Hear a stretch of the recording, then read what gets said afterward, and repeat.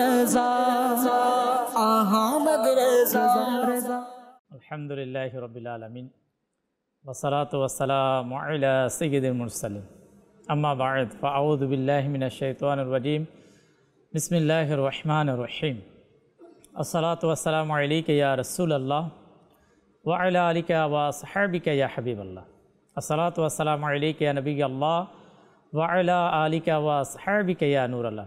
দূরের কাছের সকল দর্শক শ্রোতাকে জানাই পবিত্র মাহে সফরের আলা হযরত ট্রান্সমিশনের পক্ষ থেকে সবাইকে আন্তরিক মোবারকবাদ। মাদানী চ্যানেলের দর্শক শ্রোতা আলহামদুলিল্লাহ, মাদানী চ্যানেল আমাদেরকে খুবই গুরুত্বপূর্ণ একটি অনুষ্ঠান, যার মাধ্যমে মুজাদ্দিদে দ্বীন মিল্লাত আলা হযরত ইমাম আহমদ রেজা খান রহমতুল্লাহ তাআলা আলাইহির চর্চা হবে, আলোচনা হবে, এমন একটি অনুষ্ঠান আমাদেরকে উপহার দিয়েছেন, যার নাম হচ্ছে আহলে সুন্নাতের নক্ষত্র।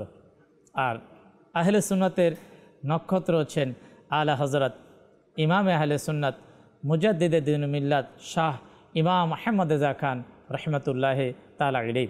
দর্শক শ্রোতা, আমরা এই ট্রান্সমিশনে ইনশাআল্লাহুল করিম সৈয়দ আলা হযরত রহমতুল্লাহ তাআলা আলাইহির বরকতময় জীবন সম্পর্কে ইনশাআল্লাহুল করিম আমরা আলোচনা শ্রবণ করব।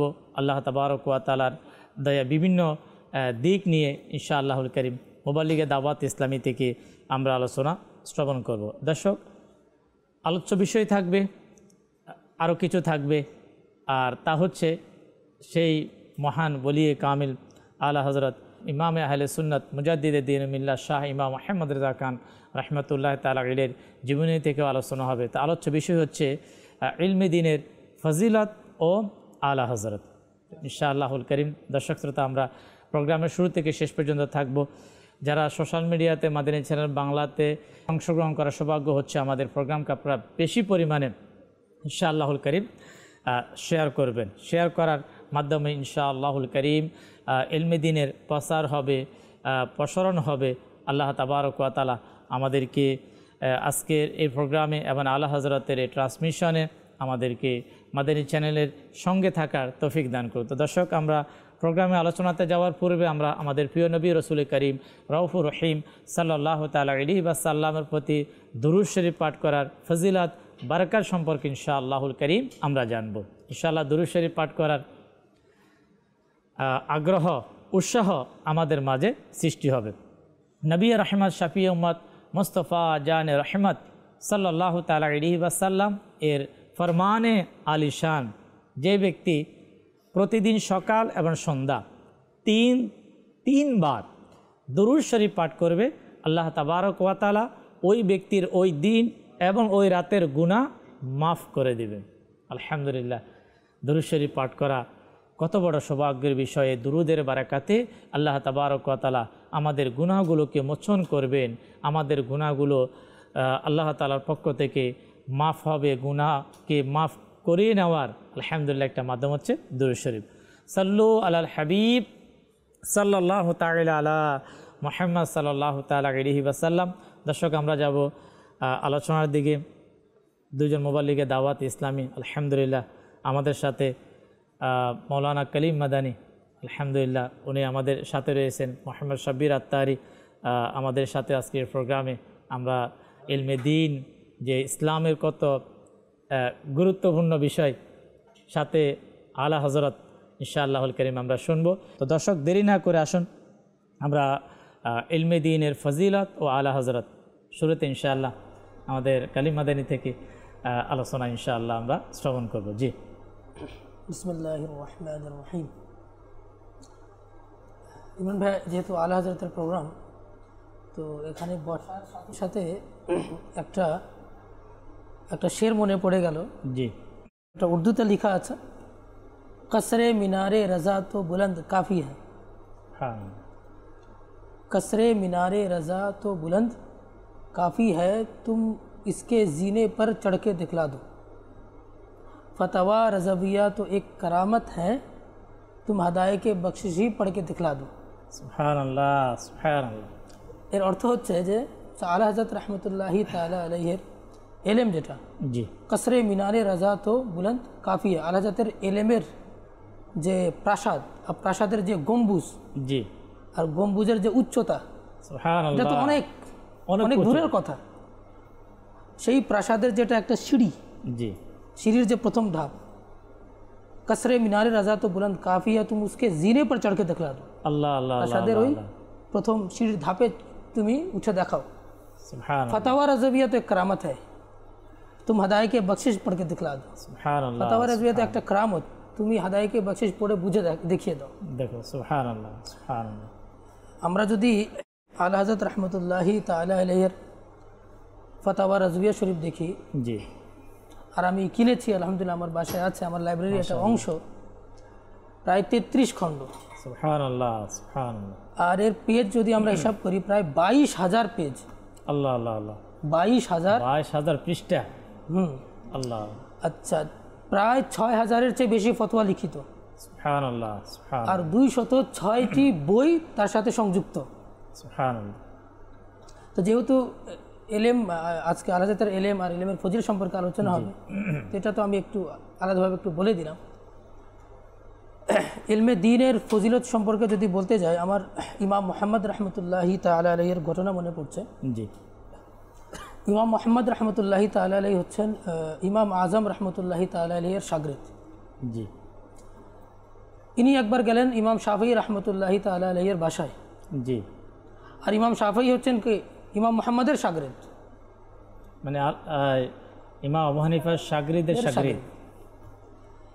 তো বাসায় আপ্যায়নের ব্যবস্থা হলো। জি তো রাত্রে দেখা গেল ইমাম শাফিঈ রহমতুল্লাহি তাআলা জায়নামাজে গেলেন, ঈশার নামাজ আদায় করলেন, সারা রাত নফল নামাজ আদায় করছেন, জি জিকির আজকার করছেন। আর ইমাম মুহাম্মদ রহমতুল্লাহি তাআলা বিছানায় শায়িত আছেন, মানে পিঠ লাগিয়ে শায়িত আছেন। ফজর হয়ে গেল, আজান হলো, ইমাম শাফিঈ রহমতুল্লাহি তাআলা ফজরের নামাজ আদায় করলেন। জি, আর ইমাম মুহাম্মদ রহমতুল্লাহি তাআলা আলাইহি ওই বিছানা থেকে উঠলেন, উঠে ফজরের নামাজ আদায় করলেন। নামাজ যখন শেষ হলো, ইমাম শাফিঈ রহমতুল্লাহি তাআলা হতবাক, জি হতবাক, হুজুর আমার বেয়াদবি মাফ করবেন, আমার কয়েকটা প্রশ্ন।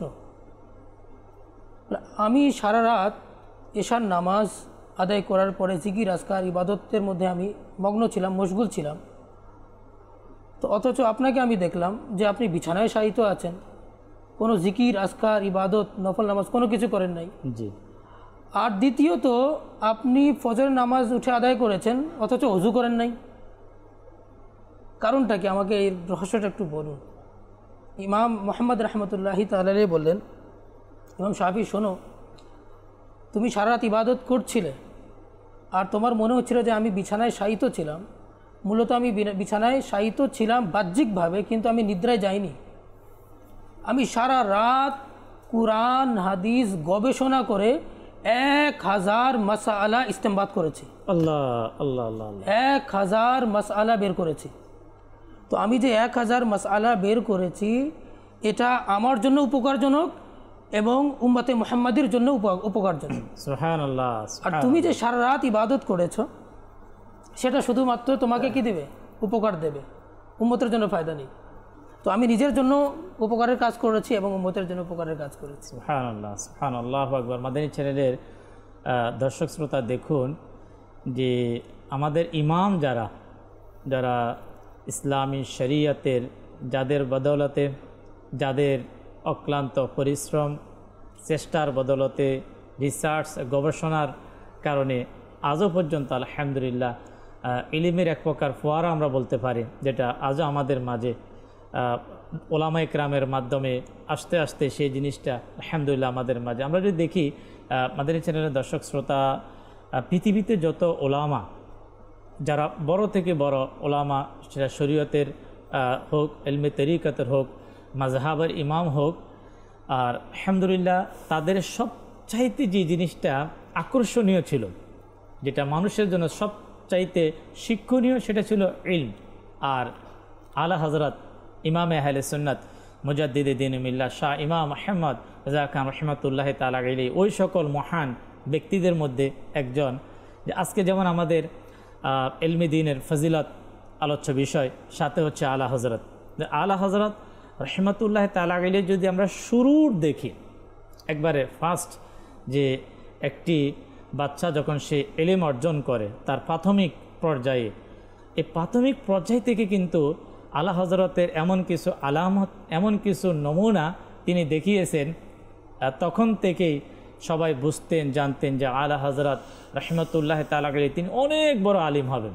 যেমন এর একটি আলামত হচ্ছে সৈয়দে আলা হজরত রহমতুল্লাহ তাআলা আলাইহি তিনি কখনো, কিতাবের মধ্যে লেখা হয়, তিনি মাদ্রাসা যাওয়া তিনি কখনো মিস দিতেন না। অনেক সময় তো ছাত্রদের মধ্যে দেখা যায় আজকে এই বাহানা, কালকে এই বাহানা, বিভিন্ন ধরনের বাহানার মাধ্যমে কিন্তু আমাদেরকে ক্লাস গ্যাপ দেয়। কিন্তু আলা হযরত রাহমাতুল্লাহি তাআলা আলাইহির ইলমের আগ্রহ আল্লাহু আকবার এমন ছিল, তিনি অনেক সময় নাকি বন্ধের দিনে তিনি চলে যেতেন। সুবহানাল্লাহ। দেখেন, যাকে আজকে যিনি মুজাদ্দিদ, যাকে আহলে সুন্নাতের নক্ষত্র বলা হচ্ছে, ইমাম বলা হচ্ছে, সেই আমাদের ইমাম, তিনি ইলমের আগ্রহ কেমন ছিল। আলহামদুলিল্লাহ যে ওনারা আমাদেরকে এটাই শিক্ষা দিচ্ছে যে আমরা যদি সফলতা পেতে চাই, আমরা যদি কামিয়াব হতে চাই, আল্লাহ এবং তার রসুলকে আমরা যদি সঠিকভাবে চিনতে চাই, বুঝতে চাই, তাহলে কিন্তু আমাদেরকে প্রথমে যে কাজ সেটা হচ্ছে ইলম অর্জন করতে হবে। আর ইলম অর্জন করলে কি ফজিলত, ইলমের বারাকাত ইনশাআল্লাহ আমরা আজকে আমাদের মুবাল্লিগে দাওয়াত ইসলামী যারা আমাদের সাথে, তাদের থেকে ইনশাআল্লাহ শুনবো যে ইলমে দিন এমন একটা জিনিস, বিশেষ করে হযরতে ওমর রাদিয়াল্লাহু তাআলা কলের মধ্যে পাওয়া যায়, আরও কিছু বুজুর্গানের দিনের মধ্যে পাওয়া যায় যে ইলম এটা এমন একটা জিনিস যেমন মানুষ সম্পদের হেফাজত করে, টাকা পয়সা তার কাছে যদি কোনো সম্পদ থাকে সেটার হেফাজত করে, আর মানুষের হেফাজত করে স্বয়ং ইলম। তাহলে বুঝতে হবে যে সম্পদের চাইতো, মানুষের চাইতো দামি হচ্ছে ইলম। ইলম মানুষকে হেফাজত করে, ওই মানুষের সম্পদকেও কি ইলম হেফাজত করেন। তো মাদানী চ্যানেলের দর্শক শ্রোতা, ইনশাআল্লাহুল কারীম আমরা আল্লাহ তাবারক ওয়া তাআলার দয়ে আজকে ইলমে দিন সম্পর্কে, আলা হজরতের ইলমের আগ্রহ এবং ইলমের প্রতি, ইলমে দিনের প্রতি আলা হজরতের কী মহাব্বত ছিল, একান্ত যে মহাব্বত ছিল, এই বিষয়গুলো ইনশাআল্লাহুল কারীম আমরা শ্রবণ করব। কিছু কলও আমাদের মাঝে রয়েছে, ইনশাআল্লাহুল কারীম আমরা কলও শ্রবণ করব। আমাদেরকে কল চালিয়ে দিন। মোহাম্মদ মনিরুল ইসলাম, আমার বাসা নাটোর। মাদানী চ্যানেল নতুন প্রোগ্রাম, আহলে সুন্নাতের নক্ষত্র, চমৎকার একটি প্রোগ্রাম, অনেক ভালো লাগে মাদানী চ্যানেল দেখতে। আমি মুবাল্লিগদের কাছ থেকে জানতে চাই, আলা হযরত রহমাতুল্লাহি তাআলা আলাইহি ছোটবেলায় ইলমে দ্বীনের আগ্রহ কেমন ছিল, এ সম্পর্কে জানিয়ে দিলে খুশি হতাম। মাশাআল্লাহ, মাশাআল্লাহ, মারহাবা, ইনশাআল্লাহুল কারীম আমরা শ্রবণ করব। জি, নেক্সট কল। আমার নাম মোহাম্মদ রুবেল, আমার বাড়ি চট্টগ্রাম। মাদানী চ্যানেলের মাধ্যমে আলা হযরত সুন্নিদের ইমাম জানতে পারতেছি, মাদানী চ্যানেলের মাধ্যমে অনেক কিছু জানতে পারতেছি, অন্যকে জানার উৎসাহ করব ইনশাআল্লাহুল কারীম। আলা হযরত রহমাতুল্লাহি তাআলা আলাইহির আমাদের সুন্নিদের যে ইমাম, যে মাদানী চ্যানেল আলহামদুলিল্লাহ এর মাধ্যমে, মানে মাদানী চ্যানেলের মাধ্যমে যে বর্তমান আলহামদুলিল্লাহ অসংখ্য মানুষ এমন যারা পূর্বে হয়তো অনেকে আলা হযরত সম্পর্কে জানতেন না, আলহামদুলিল্লাহ মাদানী চ্যানেল এর মাধ্যমে জানার, শিখার সৌভাগ্য হচ্ছে। আর সফর মাসে আলহামদুলিল্লাহ মাদানী চ্যানেলে আলা হযরত রহমাতুল্লাহি তাআলা আলাইহিকে জানার জন্য, শেখার জন্য অসংখ্য ট্রান্সমিশন মাদানী চ্যানেলে সাজানো হয়। কেন? আশিকে আলা হযরত দাওয়াত ইসলামীর প্রতিষ্ঠাতা আবু বিলাল মুহাম্মদ ইলিয়াস আত-তানকাদিরি দামাত বারাকাতুহুল আলিয়া, তিনি বলেন যে ওই টিভি অথবা ওই চ্যানেল আমার প্রয়োজন নেই যে চ্যানেলে আলা হযরতের আলোচনা হবে না।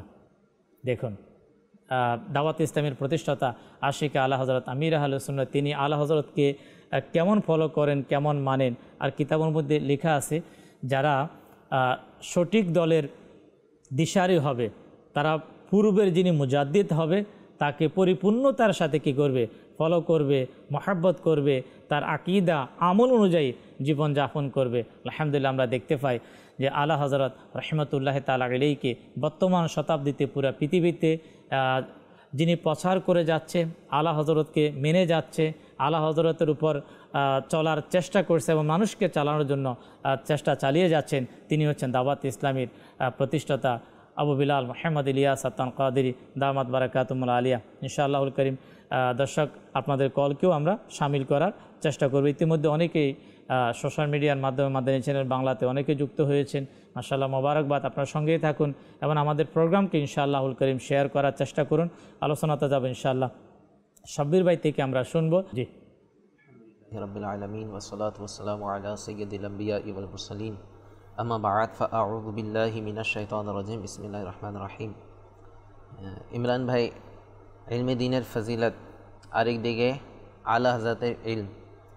তো আমার মতন ক্ষুদ্র ইলম রাখনেওয়ালা সে সমুদ্রের বয়ান কিভাবে করবে? আর এটা আমার কথা নয়, এটা সেই যুগের বড় বড় মুহাদ্দিসদের, বড় বড় ফকিহদের এই কথা ছিল যে আলা হযরতের ইলমের তুলনায় আমরা হচ্ছে একটি ফোঁটা, আলা হযরত হচ্ছে সমুদ্র। ইলমে দ্বীনের ফজিলত একবার মুহাদ্দিস আজম কাছাসবি রহমতুল্লাহ তাআলা আলাইহি, আবু হামিদ রহমতুল্লাহ তাআলা আলাইহি, ইনাকে কেউ প্রশ্ন করলো যে আলা হযরত কি আপনার মতো মুহাদ্দিস? আচ্ছা, কাকে প্রশ্ন করা হয়? যে সবাই যার প্রচলন রয়েছে, যাকে সবাই জানে, যিনি মুহাদ্দিস, জি, তাকে তো প্রশ্ন, আলা হযরত কি আপনার মতো মুহাদ্দিস? তখন তিনি উত্তরে বললেন না। পরে বললেন যে আমি ওনার মতো না। আর বললেন আমি যদি 1000 বছর তিনার বৈঠকে বসি, তিনার তালিমের বৈঠকে বসি, তারপরও তিনার সমকক্ষ হতে পারবো না। তিনার মতো তো হওয়া অনেক দূরের কথা। তিনার ইলমের এমন অবস্থা। আর আলা হযরতের ছোট থেকেই ইলমে দ্বীনের প্রতি অনেক আগ্রহ ছিল, যা আপনি বর্ণনা করেন। তিনার আম্মা জানও বলেন যে আমাদেরকে কখনো বলতে হয় নাই যে তুমি মাদ্রাসায় যাও। তিনি নিজেও যেতেন এবং জুমার দিনও চলে যেতেন। দেখেন, 4 বছর বয়সে, আপনার বাসাও মাদানী মুন্না রয়েছে না, আমাদেরও বাসায় থাকে, 4 বছর বয়সে বাচ্চারা ভালো করে কথা বলতে পারে না, জানে না, কিন্তু ইমাম আহলে সুন্নাত 4 বছর বয়সে নাজরা কোরআন খতম করে দিয়েছে। 8 বছর বয়সে হিদায়াতুন নাহু এর শরহ লিখেছেন। সুবহানাল্লাহ। ইমাম আহলে সুন্নাত রাহমাতুল্লাহি তাআলা আলাইহি, আল্লাহ তাবারক ওয়া তাআলা ইনাকে অনেক ইলম দান করেছেন। আর এটার কারণ হচ্ছে, দেখেন বুখারী শরীফের একটি হাদিস শরীফ রয়েছে না, যে আল্লাহ তাআলা তার ভালো চায় তাকে কি করে? ইলমে দ্বীন দান করে। তার সাথেই কিন্তু হাদিস শরীফটা আমরা আলাদা করে অনেকে বর্ণনা করে যে ইন্নামা আনা কাসিমুন ওয়াল্লাহু ইউতি, এটা কিন্তু একসাথে একত্রিত এই হাদিস শরীফটা, যে আল্লাহ তাবারক ওয়া তাআলা যার কল্যাণ চায় তাকে ইলমে দ্বীন দান করে। আর হুজুর সাল্লাল্লাহু আলাইহি ওয়াসাল্লাম বলছেন ইন্নামা আনা কাসিমুন ওয়াল্লাহু ইউতি, আমি তাকসিম করি। সুবহানাল্লাহ। আর আলা হযরতের আকীদা এটাই ছিল যে যা পেয়েছে, যা পাচ্ছে, যা পাবে তা হুজুর সাল্লাল্লাহু আলাইহি ওয়াসাল্লামের দরবার থেকে পেয়েছে, ঠিক পাবে। তো আলা হযরতের আকীদা এটাই ছিল যে দেয় তো আল্লাহ, কিন্তু বন্টন করে আমার হুজুর সাল্লাল্লাহু তাআলা আলাইহি ওয়াসাল্লাম। আর এটা তো অনেক দাওয়ার সাথে আলা হযরত বলেছিলেন যে লা ওয়া রাব্বিল আরশ জিসকো জো মিলা উনসে মিলা, বটতি হে কৌনাইন মে নিয়ামত রাসূলুল্লাহ কি, তো ইলম তো নিয়ামত। সুবহানাল্লাহ। আচ্ছা, আলা হযরত রাহমাতুল্লাহি তাআলা আলাইহি, দেখেন আমাদের উস্তাদ সাহেব করিম মাদানী উপস্থিত রয়েছেন যে সফরে মেরাজের মধ্যে হুজুর সাল্লাল্লাহু তাআলা আলাইহি ওয়াসাল্লামকে আল্লাহ তাআলা যে ইলম দান করলেন, তো উলামায়ে কেরাম এই ইলমের 3টি ধাপ বর্ণনা করেছেন। একটি হচ্ছে ইলম যেটা হুজুর সাল্লাল্লাহু তাআলা আলাইহি ওয়াসাল্লামের জন্য ছিল, জি। আর একটি ইলম ছিল যেটা আল্লাহ তাআলা হুজুর সাল্লাল্লাহু আলাইহি ওয়াসাল্লামের নির্দিষ্ট খাস মানুষদের জন্য দিয়েছেন, খাসদের জন্য। আর একটি ছিল যেটা আওয়ামদের জন্য, সবার জন্য, জি। তো একটা ছিল হুজুর সাল্লাল্লাহু আলাইহি ওয়াসাল্লামের জন্য নির্দিষ্ট, আর একটা ছিল খাস নির্দিষ্ট ব্যক্তিদের জন্য। তো আলা হযরত রাহমাতুল্লাহি তাআলা আলাইহি কসিদায়ে মেরাজ যখন উঠাবেন তখন পড়বেন বসরওয়ারে কিশওয়ারে রিসালাত जो अर्श पर जलवागर हुए थे नए निराले तरब के सामा अरब के मेहमा के लिए थे। লিখতে গেলেন, লিখতে লিখতে লিখতে শেষে আসে বলেন নবী ये रहमत शफीअ उम्मत रज़ा पे लिल्लाह हो इनायत इसे भी उन खिलअतों से हिस्सा जो खास रहमत के वहाँ बटे थे। सुभान अल्लाह। आरेक जगह बोलें आला हज़रत रहमतुल्लाहि ताला अलैहि जे चमक तुझसे पाते हैं सब पाने वाले, मेरा दिल भी चमका दे चमकाने वाले। एक इल्म दीन की नूर बोला है तो आला हज़रत बोलें मैं गदा तू बादशाह भर दे पियाला नूर का, নূর দিন দুনা তেরা দে ডাল সদকা নূর কা। তো আল্লাহ হযরত চেয়ে নিয়েছেন না, আল্লাহর হাবিব মানে আল্লাহ হযরত এটাই বুঝিতে চেয়েছেন যে মানুষকে আমি যা পেয়েছি, ইলমের যে খাজানা পেয়েছি, এটা নবী পাক সাল্লাল্লাহু তাআলা আলাইহি ওয়াসাল্লামের সাদকায় পেয়েছি। তাই তো আলা হযরতের পুরা জিন্দেগির সবচাইতে আল্লাহু আকবার যেটা ইলমের সবচাইতে বড় খাজানা, ফাতোয়া রাজিবিয়ার নাম কি দিয়েছেন? আল আতায়ান নববিয়্যা ফিল ফাতাওয়া রাজবিয়্যা, অর্থাৎ নবী পাক সাল্লাল্লাহু তাআলা আলাইহি ওয়াসাল্লাম থেকে পাওয়া আল্লাহু আকবার। তো এই আলা হযরত রহমতুল্লাহ তাআলা আলাইহির যদি আমরা যারা আমরা আলা হযরতকে আমরা ফলো করি, মাদানী চ্যানেলের দর্শক শ্রোতা, এই সফর মাস আমাদের এই প্রোগ্রাম আহলে সুন্নাতের নক্ষত্র আলা হযরত রহমতুল্লাহ তাআলা আলাইহির শিক্ষা তালিম, যে আমরা আমাদের এই যে প্রোগ্রাম মাদানী চ্যানেলের যে প্রোগ্রাম দাওয়াত ইসলামী আলা হযরতকে, আলা হযরতের মাসলককে যে ফলো করেন, তাহলে আলা হযরতকে আমরা কিভাবে ফলো করব? আলা হযরতকে আমরা মহব্বতও করি, আবার সেকেন্ডে আলা হযরতকে আমরা কিভাবে ফলো করব? দাওয়াত ইসলামীর প্রতিষ্ঠাতা আমির আহলে সুন্নাত হযরত আল্লামা মাওলানা আবু বিলাল মুহাম্মদ ইলিয়াস আত্তান কাদেরী দামাত বারাকাতুমুল আলিয়া অসংখ্যবার বলেছেন যে আলা হযরত রহমতুল্লাহ তাআলা আলাইহি ওনার জিন্দিগির সবচাইতে যে মূল যে ভিত্তিটা উনি রেখেছেন সেটা হচ্ছে এলিমের উপরে। এলিমের উপরে, যেমন একটু আগে আমরা শুনলাম যে 4 বছর বয়সে তিনি নাজারা কমপ্লিট করলেন। এখন আজকের প্রোগ্রাম থেকে আমরা যারা আলা হযরতকে জানলাম, আমরা মহব্বত করি, আমাদের অনেকের বয়স 40 বছর, কিন্তু এখন আমরা কোরআন পড়তে পারছি না। এখন এই যে আলা হযরতকে আমরা ফলো করব, আলা হযরতকে আমরা মহব্বত করব, এখানে আমাদের জন্য কি শিক্ষা? যে সৈয়দি আলা হযরত রহমতুল্লাহ তাআলা আলাইহি, আপনি জি হঠাৎ করে আমার মাথায় একটা কথা আসছে, সৈয়দি আলা হযরত রহমতুল্লাহ তাআলা 4 বছর বয়সে কোরআন নাজরা শিখে ফেলেছিলেন। জি, কিন্তু আমাদের এখন দেখা যাচ্ছে সমাজে টেন্ডেন্সি এমন হয়ে গেছে, অনেক সময় আমরা বাংলা বুখারী শরীফ পড়া শুরু করে দিই, বাংলা হাদিসের কিতাব পড়া শুরু করে দিই, এখন আমরা আলেমদের সাথে তর্কের মধ্যে লেগে যাই, এই হাদিসটা জয়ীফ, এই হাদিসটা হাসান, এই হাদিসটা সহি লিজাতিহি।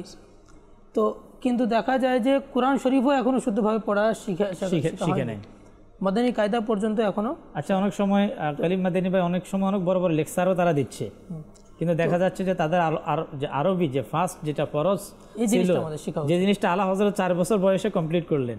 একটু আগে আমি একজন আমার কাছে প্রশ্ন করলো এই ব্যাপারে, তো আমি বললাম প্রথমে আমাদের উচিত মাদানী কায়দা শিখা, জি মাখরাজ সহকারে, তারপর আমরা স্টেপ বাই স্টেপ ধাপে ধাপে তারপর আমরা নামাজের হাকাম শিখবো, জি নামাজের হাকাম শেষ হয়ে গেলে তারপর আরও একটু উপরে যাবো, এভাবে ধারাবাহিকতার সাথে। আলা হযরত রহমতুল্লাহি তাআলা আলাইহি যখন কারি সাহেবের কাছে প্রথমবার পড়তে গেলেন, জি আর পাশে দাদা বসে আছেন রাজা আলী খান, আর কারি সাহেব পড়াচ্ছেন যে আলিফ বা তা সা, পড়াতে পড়াতে লাম আলিফ পর্যন্ত আসলেন, জি। তো আলা হযরত রহমতুল্লাহি তাআলা আলাইহি কারি সাহেবকে প্রশ্ন করলেন যে হুজুর, আপনি তো আমাকে আলিফ তো পড়িয়েছেন অলরেডি, আবার এখানে এসে আপনি বলছেন যে লাম আলিফ, তো আমার বুঝে আসলো না। একবার তো আলিফ পড়ে নিয়েছে, জি, আবার পরে আবার লাম আলিফ, এটা বুঝে আসলো না। তো এর উত্তর কী হবে? তো কারি সাহেব তো কোরআন শরীফ পড়াতে পারতেন, কিন্তু এই রহস্যমূলক প্রশ্নের উত্তর তিনি দেননি। তো পাশে রাজা আলী খান ছিলেন, তিনি বললেন, বাবা আসলে প্রথমে যে তুমি আলিফটা পড়েছো, জি ওটা মূলত আলিফ না, ওটা হচ্ছে হামজা, আর লাম আলিফের পরে যেটা আলিফ দেখছো ওটা মূলত আলিফ। কারণ আলিফ যখনই আসবে, এটা যারা তাজবিদের বই পড়েছে তারা জানে, আলিফ যখনই আসবে কোনো না কোনো হরফের পরেই আসবে, শুরুতে কোনো দিন আলিফ আসবে না। শুরুতে যেটা আসে সেটা হামজা হয়, কারণ আলিফের উপরে যদি হরকত চলে আসে, জবর জের পেশ, 2 জবর 2 জের 2 পেশ বা সাকিন হয়ে যায়, সেটা হামজা হয়ে যায়। তো এবার আলা হযরত আবার জিজ্ঞেস করলেন, হুজুর ঠিক আছে, এটা আমার বুঝে চলে আসলো, প্রথমটা হচ্ছে হামজা, পরেরটা হচ্ছে লামের পরে যেটা আলিফ, এটা আলিফ, জি। কিন্তু এই আলিফটা তো বায়ের পরেও তো আসতে পারতো, তায়ের পরেও তো আসতে পারতো, সায়ের পরেও আসতে পারতো, লামের আগে কেন আসলো? কিন্তু এতক্ষণ পর লামের পরে আলিফ আসলো কেন? দাদা বুঝে গেলেন যে আমার নাতি অনেক বড় আলেম হবে, এত রহস্যমূলক প্রশ্ন করাটা এত সহজ ব্যাপার না। উনি বললেন যে বাবা, আসলে লাম এবং আলিফের সাথে একটা সম্পর্ক আছে। কীভাবে? দাদুজান কীভাবে? বলে আলিফকে যখন তুমি ভেঙে লিখবে, এর বানান আসবে আলিফ লাম ফা, আলিফ লাম ফা, আর লামকে যখন বানান হিসেবে যখন লিখবে তখন আসবে লাম আলিফ মিম লাম। তো আলিফের বানানের মধ্যে আলিফ লাম ফা, তো মধ্যখানের হরফটা হচ্ছে কি লাম, তার মানে আলিফের অন্তর হচ্ছে লাম, আর লামকে যখন আমার লিখবো লাম আলিফ মিম, তো লামের অন্তর হচ্ছে আলিফ, আলিফের অন্তর লাম, লামের অন্তর আলিফ, এই জন্য লামের পরে আলিফ আনা হয়েছে। আল্লাহ, তো এই চমৎকার মানে জবাব আলা হযরত রহমতুল্লাহি তাআলার দাদা যান আলা হযরতকে দিলেন। তখনই রাজা আলী খান বুঝে গেলেন যে আমার এই নাতি অনেক বড় আলেমে দিন হবে। সুবহানাল্লাহ, সুবহানাল্লাহ। বাস্তবে তো 13 বছর বয়সে দারসে নিজামি কমপ্লিট করা, আলহামদুলিল্লাহ 13 বছর বয়স, 10 মাস 4 দিনে তিনি দারসে নিজামি খতম করলেন, আর এই দিন থেকে ফতোয়া দেওয়া শুরু করলেন। দর্শক শ্রোতা হয়তো অনেকেই যে 13 বছর 10 মাসে জীবনী দারসে নিজামি, অর্থাৎ দারসে নিজামি বলতে সৈয়দি আলা হযরত রহমতুল্লাহ তাআলা গেলেই প্রাতিষ্ঠানিক যে পড়া, যে পড়ার পরে যেখান থেকে সনদ হাসিল করে একজন সে আলিম হয়, যে আলিমের একটা সনদ, ওই সনদ সার্টিফিকেট অর্জন করলেন আলা হযরত রহমতুল্লাহ তাআলা গেলেই 13 বছর 10 মাস বয়সে। এই জন্য আমি একটু খোলাসা করে দিলাম। তাহলে সৈয়দি আলা হযরত রহমতুল্লাহ তাআলা গেলেই 13 বছর এই 10 মাস বয়সে আপনার ইসলামী শরীয়তের একজন আলিম হওয়ার জন্য যেসব কিতাব পড়ানো হয়, তিনি এটা কীভাবে অর্জন করলেন? দেখুন, যখন এই যে ইলমের যে আগ্রহ, আজকে আমাদের যে আলোচ্য বিষয় যে ইলমে দিনের ফজিলত, ইলমে দিনের বারাকাত এবং আলা হযরত রহমতুল্লাহ তাআলা গেলেই কেমন মেহনত, কেমন কষ্ট, কেমন পরিশ্রম এবং কেমন সিলেবাস তিনি তৈরি করলেন এবং কেমন রুটিন তিনি তৈরি করলেন। আজকে দেখা যাচ্ছে যে অনেকের বয়স 12 বছর, 15 বছর, আচ্ছা 20 বছর হওয়ার পরও কিন্তু অনেকে চাইলেও অনেক কিছু অর্জন করতে পারছে না। এর কারণ কি? ইনশাআল্লাহুল করিম আমি এই ব্যাপারে কালিম মাদানী থেকে ইনশাআল্লাহুল করিম জানবো যে আসলে আমরা আমাদের সময়কে কিভাবে আমরা ব্যবহার করব। অবশ্যই আলা হযরত রহমতুল্লাহ তাআলা গেলেই তিনি সময়কে সঠিকভাবে ব্যবহার করেছেন। একদিকে তোমরা এটা ওনার কারামত, এ ধরনের কখন আমরা শুনি নাই এত কম বয়সে আপনার প্রাতিষ্ঠানিক লেখাপড়া সমাপ্ত করা। শুধু আলা হযরতের ব্যাপারে আমরা জানতে পারছি। তারপর অবশ্যই আলা হযরত গুরুত্ব দিয়েছেন, কিভাবে তিনি সেটাকে অর্জন করেছেন, চেষ্টা করেছেন, এই বিষয়ে ইনশাআল্লাহুল করিম আমরা শ্রবণ করব। হয়তো এখান থেকে আমরা অনেক কিছু শিখতে পারবো। মাদানী চ্যানেলের যারা প্রোগ্রাম দেখেন অনেকেই স্টুডেন্ট, আবার স্টুডেন্ট যদি নাও হয়ে থাকে অনেকে স্টুডেন্টের মা বাবা হতে পারে, তাহলে তারা তাদের সন্তানকে লেখাপড়ার ব্যাপারে যে তাদেরকে একটা উৎসাহ দেওয়া, আগ্রহ দেওয়া, যে আলা হযরত রহমতুল্লাহ তাআলা গেলে জীবনে তাদেরকে শোনানো যে আলা হযরত এভাবে তিনি গুরুত্ব দিতেন, তিনি এভাবে পড়তেন, পড়ার ব্যাপারে তিনি এভাবে ওনার যে মন মানসিকতা ছিল। ইনশাআল্লাহুল করিম আল্লাহ তাআলা চাইতে আমরা এই বিষয়গুলো জানবো। দর্শককে এই পবিত্র মাসে আলা হযরত রহমতুল্লাহ তাআলা গেলির ফয়েজ বারাকাত আল্লাহ আমাদেরকে নসিব করুক। আরও কিছু আমরা কলের দিকে যাব ইনশাআল্লাহুল করিম। এরপর আমরা আবারও মোবালিগে দাওয়াত ইসলামী থেকে আমাদের যা আজকের যে আলোচ্য বিষয় তা হচ্ছে ইলমে দ্বীনের ফজিলত ও আলা হযরত। জি, কল চালিয়ে দিন। আমি মোহাম্মদ ইকবাল হোসেন। আলা হযরতের মাস চলতেছে। আলা হযরতের মাস অনেক বরকত, অনেক ফজিলত রয়েছে এই মাসে। আলা হযরত সম্পর্কে আমরা সবাই অবগত আছি যে আলা হযরতকে বা উনি কি, আমরা দাওয়াত ইসলামের মাধ্যমে আলা হযরতের সম্পর্কে অনেক কিছু আমরা অবগত হয়েছি বা জানতেছি, বা সামনে আরো আমরা অনেক জানবো ইনশাআল্লাহ। মাশাআল্লাহ, এটা আসলে বাস্তব। দর্শক শ্রোতা, আলা হযরত রহমতুল্লাহ তাআলা গেলির সম্পর্কে হয়তো অনেকের ধারণা ছিল, এতটুকু ধারণা ছিল যে তিনি ৪র্দশ শতাব্দীর মুজাদ্দিদ। কিন্তু আলা হযরত রহমতুল্লাহ তাআলা গেলির ওনার যে গভীরতা, আলা হযরত রহমতুল্লাহ তাআলা গেলির ইশকে রসুল কেমন ছিল, আলা হযরত রহমতুল্লাহ তাআলা গেলির ইলমের আগ্রহ কেমন ছিল, তিনি কতটা বিষয়ের উপর তিনি দক্ষতা অর্জন করেছেন এবং কত কিতাব তিনি লিখেছেন, এভাবে আলা হযরতের যে বিস্তারিত হয়তো অনেকের জানা ছিল না। আলহামদুলিল্লাহ, অনেকেই বলতে বাধ্য হবে দাওয়াত ইসলামীর মাধ্যমে সৈয়দি আলা হযরত রহমতুল্লাহ তাআলা গেলিকে আমরা জানতে পেরেছি। এবং অসংখ্য অগণিত ইসলামী ভাই এমন তারা বলবে যে দাওয়াত ইসলামীর মাদানী মহলে পরিবেশে আসার কারণে কোরআনুল কারীমের বিখ্যাত বিশুদ্ধ তরজমা যেটা আলা হযরত রহমতুল্লাহ তাআলা গেলি আমাদেরকে উপহার দিয়েছেন, কানজুল ঈমান। দাওয়াত ইসলামীতে আসার বারাকাতে আমি কানজুল ঈমান সম্পর্কে জানলাম এবং আমার ঘরে আলহামদুলিল্লাহ কি কানজুল ঈমান রয়েছে। হয়তো পূর্বে আলা হযরত সম্পর্কে আমরা জানতাম, কিন্তু কোরআনুল কারীমের যে সবচাইতে শ্রেষ্ঠ তরজমা যে আলা হযরত মানুষকে উপহার দিয়েছে, এটা হয়তো দাওয়াত ইসলামীতে আসার মাধ্যমে হয়তো আমরা জানতে পেরেছি, এমনও রয়েছে। তো দর্শক, ইনশাআল্লাহুল করিম আমরা এভাবে প্রোগ্রামে যারাই আমরা অংশগ্রহণ করছি, কলের মাধ্যমে, SMS-এর মাধ্যমে আপনাদেরকে মোবারকবাদ। পাশাপাশি আমরা মাদানী চ্যানেল নিজেও দেখব এই সফর মাসে আলা হজরত রহমতুল্লাহ তাআলা আলাইহিকে প্রসার করার একটা মাধ্যম কিন্তু মাদানী চ্যানেল। আমরা বিশেষ করে 25শে সফর পর্যন্ত বেশি সময় আমরা মাদানী চ্যানেলের সাথে দেব। আলা হজরত সম্পর্কে অনেক কিছু ইনশাআল্লাহ আমাদের জানার, শিখার এবং সৌভাগ্য হবে। আসুন আমরা আমাদের আলোচনাতে যাব মুবাল্লিগদের থেকে ইলমে দ্বীনের ফজিলত আলা হজরত। জি ইমরান ভাই, ইলমে দ্বীনের ফজিলত সম্পর্কে যদি বলতে চাই, তাহলে আজ থেকে অনেক পূর্বে লুকমান হাকিমের ঘটনা আমরা শুনেছি এবং কোরআনে কারীমের মধ্যেও তার তাজকিরা আছে যে লুকমান হাকিম তার সন্তানকে অনেকগুলো ওসিয়ত করেছে। তার মধ্যে এটা ওসিয়ত করেছে যে তুমি উলামাদের সহবতে থাকবে, কেননা আল্লাহ তাবারক ওয়া তাআলা ইলম আর হিকমতের নূর দ্বারা এমনভাবে অন্তরকে জীবিত করে দেয় যেভাবে আকাশের পানি মাটিকে জীবিত করে দেয়। সুবহানাল্লাহ, সুবহানাল্লাহ। হযরতে ফাতাহ মাউসালি রাহমাতুল্লাহি তাআলা আলাইহি ইনি বলেন, মানুষদেরকে জিজ্ঞাসা করলেন যে বলো তো, যদি কোনো রোগী ব্যক্তিকে, অসুস্থ মানুষকে তার খাবার থেকে, তার পানি থেকে, তার ওষুধ থেকে যদি তাকে বাধা দেওয়া হয়, তাকে না দেওয়া হয় এগুলো, তাহলে ওই অসুস্থ ব্যক্তির কি পরিণাম হবে, সে তার কি অবস্থা হবে? তখন লোকেরা বললো সে তো মারা যাবে। জি।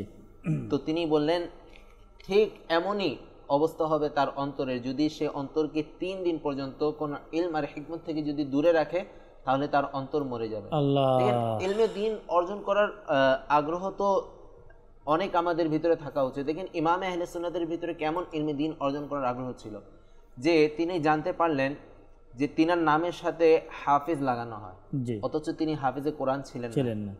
তখন তিনি বললেন যে মানুষ তো লাগিয়ে দিচ্ছে, কিন্তু আমি তো হাফিজ না। তো মানুষদেরকে বাঁচানোর জন্য তিনি একটি সময় নির্ধারণ করলেন। সে সময়টা ছিল এশার ওযু করে জামা শুরু হওয়ার এই মাঝখানে যে সময়টা, এই সময় তিনি প্রতিদিন কোরআন তেলাওয়াত করতেন আর প্রতিদিন 1 পারা করে মুখস্থ করতেন। এভাবে 30 দিনে তিনি 30 পারা কোরআনে কারীমের হাফিজ হয়ে যান। আল্লাহ আল্লাহ আল্লাহ আল্লাহ। কতটুক সময়ের মধ্যে? এশার ওযু করে এশার জামাত দাঁড়ানোর পূর্বে এই এতটুক সময়ের মধ্যে প্রতিদিন তিনি 1 পারা করে কোরআনে কারীমের হিফজ করতেন। আচ্ছা, আলা হযরতের ইলম সম্পর্কে, ইলমে দ্বীনের ফজিলত সম্পর্কে তো শুনতেই থাকি আর শুনছি। তো আলা হযরতের ইলমের বিষয়, যে আলা হযরত রাহমাতুল্লাহি তাআলা আলাইহির ভিতরে কেমন ইলমে দ্বীনের আগ্রহ ছিল, ইলমে দ্বীন অর্জন করেছেন, কেমনভাবে তিনি ইলমে দ্বীনের এই নিয়ামত পেয়ে আল্লাহ তাবারক ওয়া তাআলা দ্বীনের খিদমত করেছেন। যখন মানুষ আলা হযরতকে নিয়ে গবেষণা করা শুরু করলো, আলা হযরতের ইলম, আলা হযরতের জ্ঞানকে নিয়ে গবেষণা করলো, তো সর্বপ্রথম যখন গবেষণা করে দেখা গেল যে আলা হযরত কতটি বিষয়ের উপর কি ছিলেন, মাহির ছিলেন, তিনার কাছে কতটি বিষয়ের ইলম ছিল, তখন সর্বপ্রথম যে রেজাল্ট আসলো সেটা ছিল প্রায় 50টি ইলম ছিল। তারপর যখন দ্বিতীয়বার গবেষণা করা হলো, তখন সে ইলমের পরিমাণ হলো 71টি। আচ্ছা, 71টিও নয়, আবার যখন তৃতীয়বার মানুষ গবেষণা করলো, তখন সে ইলমের বিষয়গুলো দাঁড়ালো 105টি। যখন আবারও এই বিষয় নিয়ে গবেষণা করলো, তখন মানুষ দেখলো যে না, 105টি নয়, বরং সেটা 150টি ইলমের বিষয়। আচ্ছা, বর্তমানে যখন এই ইলমের শাখা প্রশাখা যখন মানুষ গণনা করলো, তখন সেই বিষয়টা 500 পর্যায়ে চলে যায়। আলা হযরত রাহমাতুল্লাহি তাআলা আলাইহি কেমন ইলমের সমুদ্র ছিলেন, যে আলা হযরত রাহমাতুল্লাহি তাআলা আলাইহি নিজে বলেন, যখন আমি কোনো কিতাব লিখতাম, কোনো ফতোয়া দিতাম, তখন আমার দৃষ্টির সামনে কমবেশ 50টি হাদিসের কিতাব থাকতো। সুবহানাল্লাহ, 50টি হাদিসের কিতাব থাকতো। আর এটা শুধু মুখের কথা নয়, আপনি আলা হযরত রাহমাতুল্লাহি তাআলা আলাইহির জীবনীকে উঠিয়ে দেখেন যে আলা হযরত রাহমাতুল্লাহি তাআলা আলাইহি সাজদায়ে তাজিমি, এটা যে হারাম, এই সম্পর্কে তিনি একটি কিতাব লিখলেন। এই কিতাবের মধ্যে তিনি রাহমাতুল্লাহি তাআলা আলাইহি 40টি হাদিস শরীফ একত্রিত করলেন, জমা করলেন। তারপর তিনি কিতাব লিখলেন দাফিউল বালাই ওয়াল ওয়াবা, দরুদে তাজের মধ্যে এই শব্দটি রয়েছে যে হুজুর সাল্লাল্লাহু তাআলা আলাইহি ওয়াসাল্লাম বালা মুসিবতকে কি করেন, দূর করে দেন। তো মানুষ যখন এটার উপর এতরাজ করলো, মানুষ যখন এটাকে অস্বীকার করলো যে দাফিউল বালা এই শব্দটা দরুদে তাজ থেকে মাইনাস করে দেওয়া হোক, তখন আলা হযরত রাহমাতুল্লাহি তাআলা আলাইহি দাফিউল বালা সম্পর্কে কিতাব লিখলেন এবং এই কিতাবের মধ্যে কমবেশ 3 থেকে 400 হাদিস শরীফ আনলেন এক কিতাবের মধ্যে। তারপর আলা হযরত রাহমাতুল্লাহি তাআলা একটি কিতাব লিখলেন হুজুর সাল্লাল্লাহু তাআলা আলাইহি ওয়াসাল্লাম আফদালুর রাসূল, এই বিষয়ে কিতাব লিখলেন। এটার মধ্যে 100টি হাদিস শরীফ একত্রিত জমা করলেন। তারপর আলা হযরত রহমতুল্লাহি তাআলা একটি কিতাব লিখলেন সিমায়ে মাউতা, অর্থাৎ মৃত ব্যক্তিরা শুনতে পারে এই বিষয়ে যখন একটি কিতাব লিখলেন, এটার মধ্যে কমবেশ 70টি হাদিস শরীফ একত্রিত জমা করে দিলেন। তারপর আলা হযরত রহমতুল্লাহি তাআলা আলাইহি হাক্কুল ওয়ালিদাইন, মাতা পিতার হক সম্পর্কে কিতাব লিখলেন, এটার মধ্যে কমবেশ 91টি হাদিস শরীফ জমা করলেন। আলা হযরত রহমতুল্লাহি তাআলা আলাইহি শাফাআতে মুস্তাফার উপর যখন কলম উঠালেন তখন একটি কিতাব লিখলেন, এটার মধ্যে 40টি হাদিস শরীফ জমা করলেন। ইমরান ভাই, একটি কিতাবের মধ্যে এতগুলো হাদিস জমা করা একটি মামুলি, একটি আসান বিষয় নয়। আলা হযরত রহমতুল্লাহি তাআলা আলাইহি হাদিস তো জমা করেছেন, কিন্তু এই হাদিস শরীফের একটি হাদিস শরীফ উল্লেখ করে, একটি হাদিস শরীফকে নিয়ে আসে এই সম্পর্কে এর রাবি বর্ণনা করা, এটি কত কিতাবের রেফারেন্স এটা বর্ণনা করা, এটা আরো হার্ড। আলা হযরত রহমতুল্লাহি তাআলা আলাইহি ওয়ালিদের থেকে সাহায্য প্রার্থনা করা, এই সম্পর্কে একটি হাদিস শরীফ নিয়ে আসলেন এবং এই এক হাদিসকে 9 জন সাহাবী দ্বারা রিওয়ায়াত করলেন, বর্ণনা করলেন এবং এর রেফারেন্স দিলেন কমবেশ 34টি কিতাবের রেফারেন্স দিলেন, যে এই হাদিসটি 34টি কিতাবের মধ্যে রয়েছে। একটি হাদিস শরীফ রয়েছে যে বাসার মধ্যে কুকুর থাকে অথবা কোনো প্রাণীর ছবি থাকে, সেই বাসার মধ্যে রহমতের ফেরেশতা আসে না। একটি হাদিস শরীফ লিখলেন আলা হযরত রাহমাতুল্লাহি তাআলা আলাইহি, কমবেশ 10 জন সাহাবা থেকে একটি হাদিসকে রিওয়ায়াত করলেন এবং 40টি কিতাবের রেফারেন্স দিলেন। তারপর আলা হযরত রাহমাতুল্লাহি তাআলা আলাইহি একবার সূরা ইখলাস পাঠ করলে কোরআনে কারীমের তৃতীয়াংশ, 3 ভাগের 1 ভাগ সওয়াব পাওয়া যায়। একটি হাদিস শরীফ লিখলেন, 15 জন সাহাবা থেকে এটাকে বর্ণিত করলেন এবং 34টি কিতাবের রেফারেন্স দিলেন। এমনইভাবে আপনি কুদরি শরীফ উঠান, হেদায়া শরীফ উঠান বা নুরুল ইজা উঠান, ফিকের যত কিতাব রয়েছে, আপনি ফিকের কিতাবের মধ্যে পানি, যে পানি দ্বারা তেহারাত পবিত্রতা অর্জন করা যায়, কোনোটাতে 10টা, কোনোটাতে 15টা, কোনোটাতে 20টা রয়েছে। কিন্তু ইমামে আহলে সুন্নাত রাহমাতুল্লাহি তাআলা আলাইহি যখন এই পানি সম্পর্কে লিখতে লাগলেন তখন কমবেশ 100টি পানি বর্ণনা করেন যেটা দ্বারা পবিত্রতা অর্জন করা যায়, আর 150টি পানির বর্ণনা দিলেন যেটা দ্বারা পবিত্রতা অর্জন করা যায় না। তায়াম্মুমের বিষয়ে আমরা পড়েছি কোন জায়গায় 7টা জিনিস দ্বারা তায়াম্মুম অর্জন করা যায়, কোন জায়গায় 10টা, কোন জায়গায় 12টা। আলা হযরত রাহমাতুল্লাহি তাআলা আলাইহি কমবেশ 200টি জিনিস দেখিয়ে দিলেন যেটা দ্বারা তায়াম্মুম অর্জন করা যায়। তো এটা ছিল আলা হযরতের ইলম, আর এই ইলম তিনি অর্জন করেছেন। সুবহানাল্লাহ। মাদানী চ্যানেলের দর্শক শ্রোতা, আলা হযরত রহমতুল্লাহি তাআলা আলাইহি, যেটা আমরা বললাম যে ওনার মূল ভিত্তি হচ্ছে এলেমের উপর, কি পরিমাণ তিনি এলেম অর্জন করেছেন। আল্লাহু আকবার। পক্ষান্তরে আমরা প্রত্যেকে আমাদের নিজেদের দিকে আমরা তাকিয়ে দেখি, এলেম শিখার আমাদের সময় নেই, আচ্ছা কোরআন শিখার আমাদের সময় নেই, নামাজ শেখার আমাদের সময় নেই। আলা হযরত অনেক উচ্চ মাকামের, তিনি এত এলেম তিনি শিখেছেন, আর ওই এলেমের উপকার হাজারও নয়, লাখও নয়, আলা হযরতের পর থেকে আজ পর্যন্ত হয়তো বললে ভুল হবে না, কোটি কোটি মানুষ আলা হযরতের এলেম থেকে উপকার নিচ্ছে এবং কিয়ামত পর্যন্ত নিতেই থাকবে। কিন্তু আমরা যারা ক্ষুদ্র মানুষ, মাদানী চ্যানেলের দর্শক প্রোগ্রাম দেখার সৌভাগ্য হচ্ছে, আমরা আমাদেরকে প্রশ্ন করি যে আমাদের ইলমে দ্বীনের অবস্থা কোথায়? আমাদের নামাজ পড়ার জন্য যে এলিম আমাদের প্রয়োজন, যাকাত দেওয়ার জন্য যে এলিমের আমাদের প্রয়োজন, হজ করার জন্য যে এলিমে আমাদের প্রয়োজন, সন্তান লালন পালন করার জন্য যে এলিমের আমাদের প্রয়োজন, হালাল হারামকে বোঝার জন্য যে এলিম আমাদের প্রয়োজন, এই যে ইলমে দ্বীন যে বিষয়টা, দাওয়াত ইসলামীর প্রতিষ্ঠাতা যিনি এক বাক্যে আশেকে আলা হযরত আমির আহলে সুন্নাত, তিনি দাওয়াত ইসলামী তৈরি করেছেন আলা হযরতের আদর্শের উপর। যেভাবে আলা হযরত এলেমকে গুরুত্ব দিয়েছেন, এলেমকে শিখেছেন, এলেমকে শিখিয়েছেন, এলেমকে আমাদের জন্য রেখে গিয়েছেন, সেম দাওয়াত ইসলামীর প্রতিষ্ঠাতা তিনি এটাকেই গুরুত্ব দিচ্ছে। তিনি সবসময় কিভাবে আমরা কোরআন শিখবো, যারা এখনও পর্যন্ত কোরআন শিখতে পারে নাই, আমরা কোরআন শিখিনি, যারা নামাজ শিখি নাই আমরা নামাজ শিখব, আমরা ইলমে দ্বীন শিখব, যে এলেম অর্জন করার মাধ্যমে আমরা আল্লাহ এবং তার রাসূলকে সঠিকভাবে জানতে পারবো। তাই মাদানী চ্যানেলের দর্শক শ্রোতা, দাওয়াত ইসলামের প্রতিষ্ঠাতা তিনি আমাদের জন্য কত সুন্দর মাধ্যম তিনি আমাদেরকে করে দিয়েছেন, যেমন কোরআনুল কারীমের শিক্ষা। এর জন্য পুরা পৃথিবীতে উন্মুক্ত বয়স্কদের জন্য কোরআন শিক্ষার ব্যবস্থা। বর্তমান আলহামদুলিল্লাহ কমবেশ এই মাদ্রাসার সংখ্যা হচ্ছে 35,000+, যেখানে আপনার ব্যবসায়ী, চাকরিজীবী যারা দিনের বেলা কর্ম থেকে অবসর হওয়ার পরে রাতের বেলা তারা আপন আপন মসজিদে দাওয়াত ইসলামের সহযোগিতা নিয়ে তারা কোরআন শিখেন। তা আপনিও কোরআন শিখেন। তো ইনশাআল্লাহুল কারীম দাওয়াত ইসলামী যেই জিনিসটা যে মিশন নিয়ে এগিয়ে যাচ্ছে আলা হজরতের এলেম শিখানোর, তো ইনশাআল্লাহ এর বারাকাত আমরা পেতে থাকব ইনশাআল্লাহুল করিম। অবশ্যই আমরা ইলমে দ্বীনকে শিখব।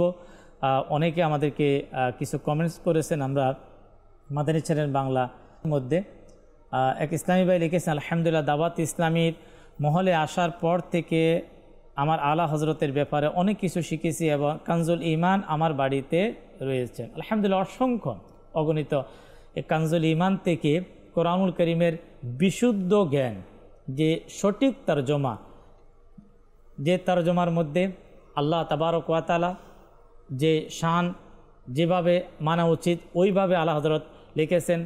নবী করিম সাল্লাল্লাহু তাআলা আলাইহি ওয়াসাল্লামের ব্যাপারে যেভাবে আমাদের আকীদা রাখা, মহব্বত রাখা উচিত ওইভাবে আলা হজরত তর্জমা করেছেন তে কানজুল ঈমান শরীফ। আলহামদুলিল্লাহ, এখনও পর্যন্ত আমি মাদানী চ্যানেলের দর্শক শ্রোতাকে বলবো, যারা আমরা এখনও পর্যন্ত সংগ্রহ করি নাই এলেম অর্জন করার জন্য, অর্থাৎ কোরআনুল করিমের বিশুদ্ধ অর্থ অনুবাদ জানা কি আমাদের প্রয়োজন নেই? অনেকেই জানতেছে আমি কোরআনের অনুবাদ পড়ব। আলহামদুলিল্লাহ, অনেক সৌভাগ্যের বিষয় যে আপনি কোরআনুল করিমের সূরার তর্জমা আপনি পড়বেন। কোন তর্জমা আপনি পড়বেন? আল্লাহ তাবারক ওয়া তাআলার ফানা কোরআনুল করিমের মধ্যে আপনার সূরার আপনি যদি এমন তর্জমা আলা হযরত রাহমাতুল্লাহ তাআলা আলাইহির তর্জমা বাদ দিয়ে আপনি এমন তর্জমা হাতের মধ্যে নিয়ে নিলেন যে তর্জমার মধ্যে নবী রহমত সাল্লাল্লাহু তাআলা আলাইহি ওয়াসাল্লামকে মাআদাল্লাহ ফাতহারা পর্যন্ত শব্দ বলা হয়েছে। এখন সে বিস্তারিত যাচ্ছে না।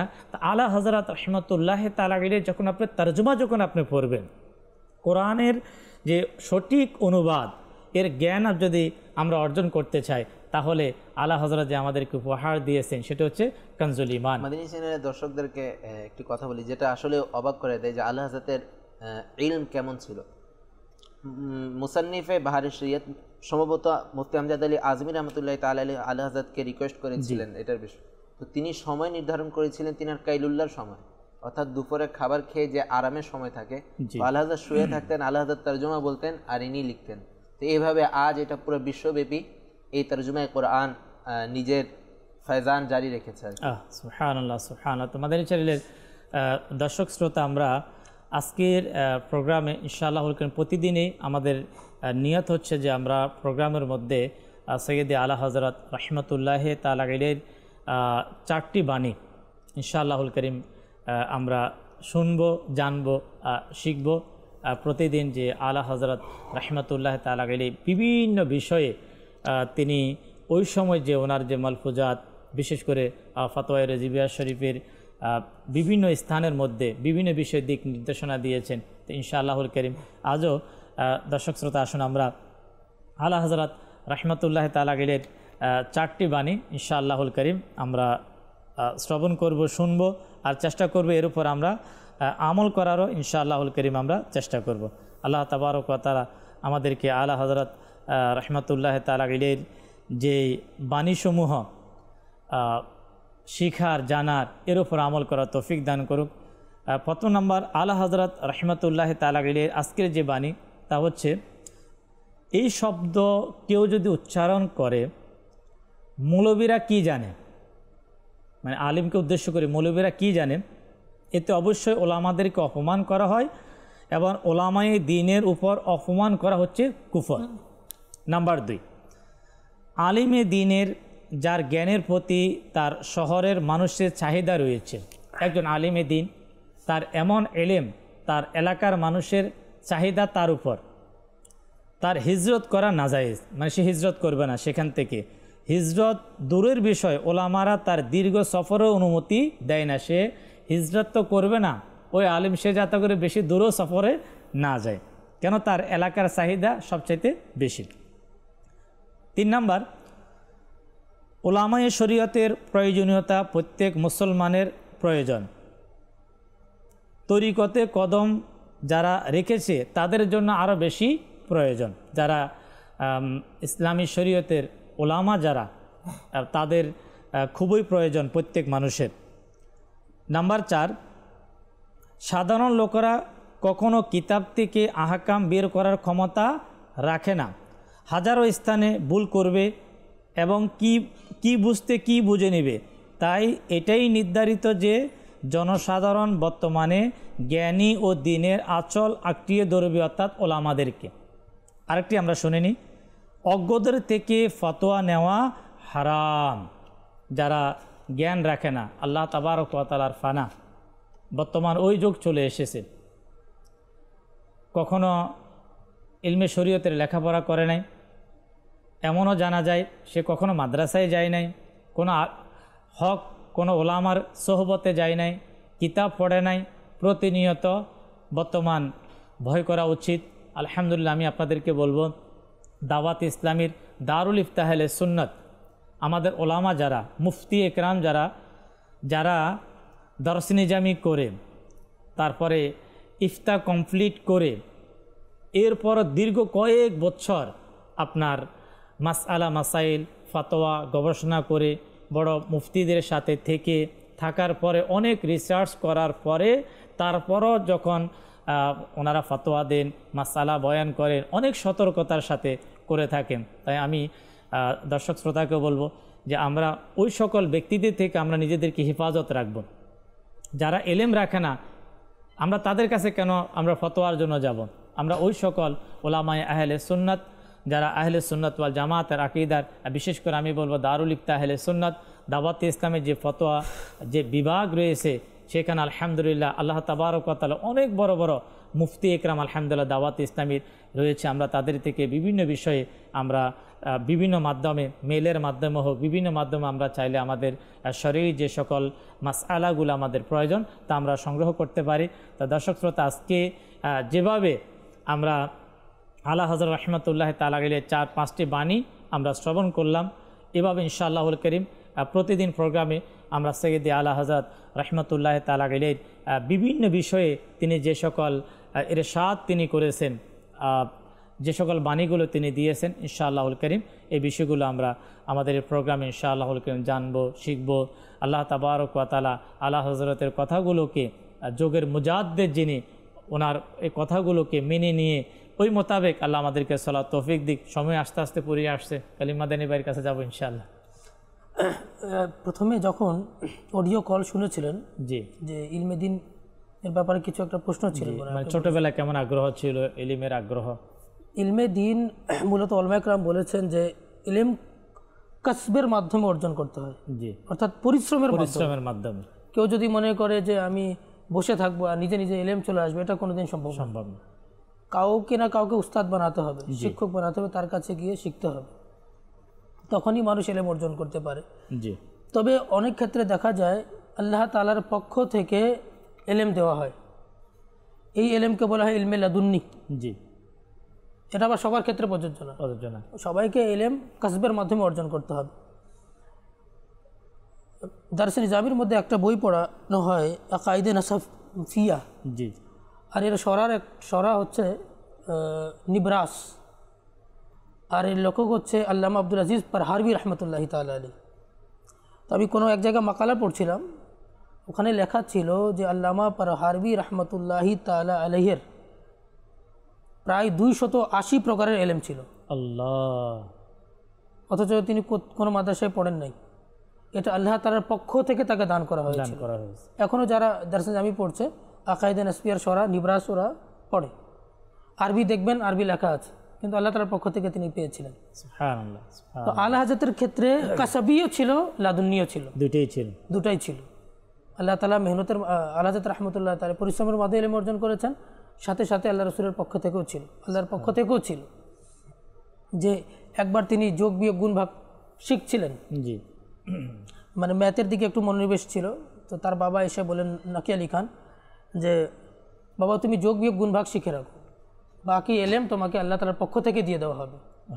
ওই আলিগড় ইউনিভার্সিটির যে ভাইস চ্যান্সেলর জিয়াউদ্দিন, উনি যে আবার যে একটা ম্যাথে আটকে গেলেন, পারছিলেন না, ইসলামিয়াতের যে টিচার ছিলেন, জি জি, ইসলাম শিক্ষার, তিনি বললেন যে পরামর্শ দেন যে আপনি বারেলি শরীফে যান, উনি হয়তো আপনাকে আপনার সমস্যা সমাধান করে দিতে পারবে।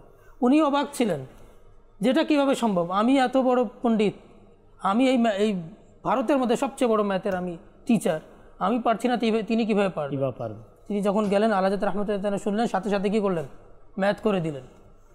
ইনি বললেন, স্যার জিয়াউদ্দিন, যে আমি ইলমে লাদুন্নি সম্পর্কে শুনেছি, আর আজকে স্বচক্ষে দেখেছি। আল্লাহ আল্লাহ আল্লাহ। মুফতি আমজাদ আজমি রহমতুল্লাহ তাআলা বলছেন যে উনি যিনি সাহেবে বাহারে শরিয়ত, 20 খণ্ডের উপরে তিনি কিতাব লিখেছেন, 20টা অংশ রয়েছে বাহারে শরিয়তের।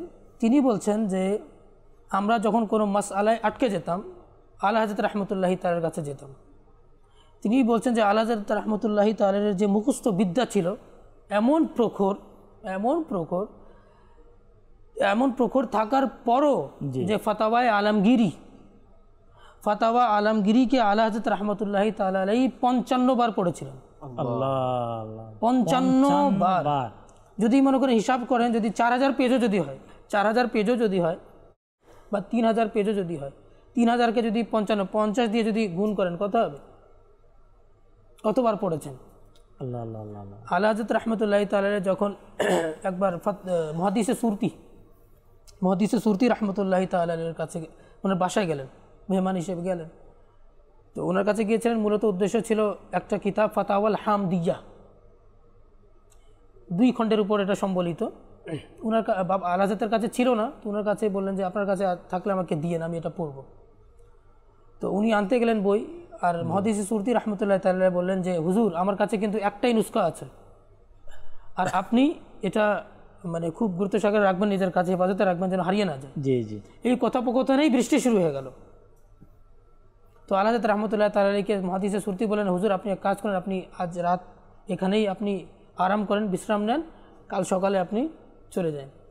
তো আলা হযরত রহমতুল্লাহি তাআলা বলেন আচ্ছা ঠিক আছে, আমাকে ওই ফাতাওয়াল হামদিয়াটা দিয়ে দাও। উনি বইটা নিয়ে চলে গেলেন, আর সারা রাত পুরো রাতের মধ্যে পুরো বই পড়ে ফেললেন। সকালবেলা যখন আলা হযরত যাচ্ছেন, বই নেননি। মুহাদ্দিসে সুরতি বলেন, হুজুর কী ব্যাপার, আপনি যে বই চেয়েছিলেন বইটা নিয়ে যান। আলহামদুলিল্লাহ গতকাল রাতে আমি পুরো বই পড়ে নিয়েছি। এই 2 খণ্ড পুরো রাতে তিনি শেষ করে ফেললেন। মুহাদ্দিসে সুরতি বলেন, হুজুর ঠিক আছে আপনি পড়ে নিয়েছেন, এটা মেনে নিলাম, কিন্তু আপনার এটা মনে থাকবে? আলা হযরত রহমতুল্লাহি তাআলা বলেন, এর পুরা শাব্দিক লফজ বাই লফজ আমার 2-3 বছর পর্যন্ত মুখস্থ থাকবে, আর এর বিষয়গুলো মাফহুম সারমর্মটা আমার সারা জীবন আমার মনে থাকবে। আলহামদুলিল্লাহ, এমন মুখস্থ শক্তি প্রখর ছিল। দেখেন এখানে মাদানী চ্যানেলের দর্শক শ্রোতা, আমরা কলিম মাদানী ভাই থেকে যে সর্বশেষ যেটাই আমরা শুনলাম, সৈয়দে আলা হযরত রহমতুল্লাহি তাআলা আলাইহির ইলম অর্জন করার আগ্রহ এবং পরিশ্রম, সারা রাত তিনি না ঘুমিয়ে কি করলেন? কিতাব স্টাডি করলেন। আচ্ছা, এমন স্টাডি করলেন তিনি কিতাব রেখে যাচ্ছে, প্রয়োজন উনি বলে যে আমি সেটা আবার লিখে দিতে পারবো। দেখেন যে আলা হযরত রহমতুল্লাহি তাআলা আলাইহির কিতাব পড়ার এবং কিতাবের যে আগ্রহটা, বর্তমান সময়ে যদি আমরা দেখি দাওয়াতে ইসলামীর প্রতিষ্ঠাতা আমির আহলে সুন্নতের যে দিক নির্দেশনার মধ্যে এগুলো কিন্তু দেখা যায়। যেমন আমি আপনাদেরকে একটা বিষয় শেয়ার করি দর্শক শ্রোতা, প্রতি সপ্তাহে দাওয়াতে ইসলামীর প্রতিষ্ঠাতার পক্ষ থেকে একটা পুস্তিকা দেওয়া হয় পুরো পৃথিবীতে, বিভিন্ন ভাষায় এটাকে যাতে করে পড়া হয়। আপনার বাংলা ভাষায় বলেন, ইংলিশে বলেন, বিভিন্ন ভাষায় পুরো পৃথিবীতে পৌঁছে যায় প্রতি সপ্তাহে, শুক্রবার থেকে বৃহস্পতিবার। দাওয়াতে ইসলামীর প্রতিষ্ঠাতা এই যে পুস্তিকাটি আমাদেরকে দিয়ে থাকেন, যেমন গত সপ্তাহে যে পুস্তিকা ছিল সেটা হচ্ছে জাদু সম্পর্কে, যে ইসলামী শরীয়তে আসলে জাদু সম্পর্কে, জাদুটা কি, কোরআন হাদিস এর মধ্যে জাদুর ব্যাপারে আছে কি না, অর্থাৎ একজন মানুষ জাদুর সম্পর্কে সে কী নলেজ রাখবে, সে কী জ্ঞান অর্জন করবে। কয়েক পৃষ্ঠায় থাকে, 20 থেকে 25 পৃষ্ঠা সে দীর্ঘদিন থেকে দাওয়াত ইসলামীর প্রতিষ্ঠাতা আলহামদুলিল্লাহ তিনি দিয়ে যাচ্ছেন। আর প্রতি সপ্তাহে আলহামদুলিল্লাহ পুরো ওয়ার্ল্ডের লক্ষ লক্ষ যারা দাওয়াতে ইসলামীর সাথে রিলেটেড অথবা দাওয়াতে ইসলামীকে কোনো না কোনো মহব্বত করেন তাদের কাছে পৌঁছে যায়, এবং তারা পড়েন, পড়ার পরে আবার রিপোর্টও আমির আহলে সুন্নতের কাছে পৌঁছানো হয়। তাহলে কি বোঝা যাচ্ছে? ওই মিশনটা যেটা আলা হযরতের মিশনটা, যে ইলমে দ্বীনের জ্ঞান অর্জন করা, আলহামদুলিল্লাহ আমির আহলে সুন্নাত দামাত বারাকাতুহু আলিয়া তিনি শুধু অর্জন করেন নাই। যদি আমরা আমির আহলে সুন্নাতের ইলমে দ্বীনের অর্জনের যে আগ্রহটা ছিল, যিনি কমবেশ প্রায় আপনার 27 বছর যেটা পাওয়া যায় মুফতি ওয়াকারউদ্দিন রহমতুল্লাহ তাআলা আলাইহির কাছে, সর্বদা তিনি ইলম অর্জন করার জন্য কি যেতে থাকেন, পড়তে থাকেন। আজকে দাওয়াত ইসলামের প্রতিষ্ঠাতা আলহামদুলিল্লাহ ইলমে দ্বীন তিনি অর্জন করছেন করেছেন। আর দাওয়াত ইসলামী এমন একটা সংগঠন আমাদেরকে উপহার দিলেন, পুরা পৃথিবীতে আলহামদুলিল্লাহ সকল মানুষকে ইলমে দ্বীন শিখার মধ্যে লাগিয়ে দিলেন। জামিয়াতুল মদিনার মাধ্যমে, মাদ্রাসাতুল মদিনার মাধ্যমে, বয়স্কদের কোরআন শিক্ষার মাধ্যমে, ফয়জান অনলাইন একাডেমির মাধ্যমে, আর দাওয়াত ইসলামী যত শাখায় আমরা বলবো প্রত্যেকটা ডিপার্টের মধ্যে ইলমে দ্বীনের চর্চা, এটা আলা হজরতের মিশন। আমি আপনাদেরকে বলবো বর্তমান পুরো পৃথিবীতে আলা হজরতের এলেমের যদি যে মিশন, যে চেষ্টা, যে প্রচেষ্টা, যে কাজটা আলা হজরত করে গিয়েছেন, সেটা আলহামদুলিল্লাহ আমির আহলে সুন্নাত হাতে নিয়েছেন, ওই কাজটাই আলহামদুলিল্লাহ করে যাচ্ছে। তো দর্শক, এখন আমরা ইনশাআল্লাহুল করিম একটা ভিডিও লিঙ্কের দিকে ইনশাআল্লাহ আমরা যাব। এরপরে আপনাদের জন্য থাকছে ইনশাআল্লাহুল করিম আজকের আরেকটি বিশেষ প্রোগ্রাম, যেটা আলা হজরতের নাতিয়া কালাম এর বিশেষ প্রোগ্রাম ইনশাআল্লাহুল করিম আমরা দেখব। মাদানী চ্যানেলের দর্শকবৃন্দ, আজ আমরা আলা হজরতের কারামত সম্পর্কে সংক্ষিপ্ত আলোচনা শুনব। আলা হজরত রহমতুল্লাহি তাআলা আলাইহির একজন মুরিদ ছিলেন, যার নাম হচ্ছে আমজাদ আলী খান। ইনি ভেসুড়ি শরীফ নামক স্থানে বসবাস করতেন, আর তিনি শিকার করার খুবই শৌখিন ছিলেন। তো একদিন তিনি শিকার করার জন্য জঙ্গলে গেলেন, আর যখন তিনি শিকার করছিলেন তো গুলিটি ওই প্রাণীর প্রতি না লেগে অন্য একজন মানুষের শরীরে গিয়ে লেগে গেল। ওই মানুষটি সেখানে ইন্তেকাল করল। তো পুলিশ এসে ওই ব্যক্তির ওপর আলা হযরত রাহমাতুল্লাহি তাআলা আলাইহির যে মুরিদ ছিল তার উপর মোকদ্দমা দায়ের করলো, আর আদালতের মধ্যে তার ফাঁসির শাস্তি শুনিয়ে দেওয়া হলো, আর তাকে জেলে বন্দি করে দেওয়া হলো। তো আত্মীয় স্বজনরা পেরেশান ছিল, তারা সবাই ওই আমজাদ আলী খানের সাথে সাক্ষাৎ করার জন্য জেলে গেল। তো তারা যখন সাক্ষাৎ করতে আসলো, আর তারা যখন আমজাদ আলী খানকে দেখলো, তো তারা দেখছে তার চেহারার মধ্যে পেরেশানির কোনো আলামতই নেই, কোনো টেনশনই নেই। তারা হতবাক হয়ে গেল, আর আশ্চর্য হয়ে আমজাদ আলী খানকে জিজ্ঞেস করছে, কি ব্যাপার, তোমার চেহারার মধ্যে কোনো টেনশনই দেখছি না, কিছুদিন পর তোমাকে ফাঁসি শুলিতে চড়িয়ে দেওয়া হবে, তুমি মারা যাবে, তোমার তো টেনশন করা উচিত, কি ব্যাপার, কি হয়েছে, তোমার চেহারার মধ্যে কোনো টেনশনই নাই।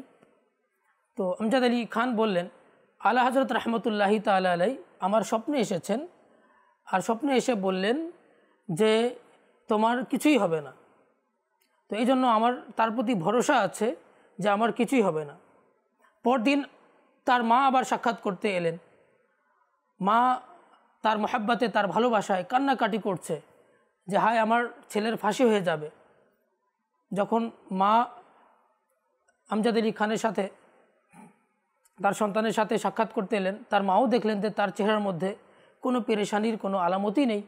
মা বলছে যে কি ব্যাপার বাবা, তোমার চেহারায় কোনো টেনশনই দেখছি না।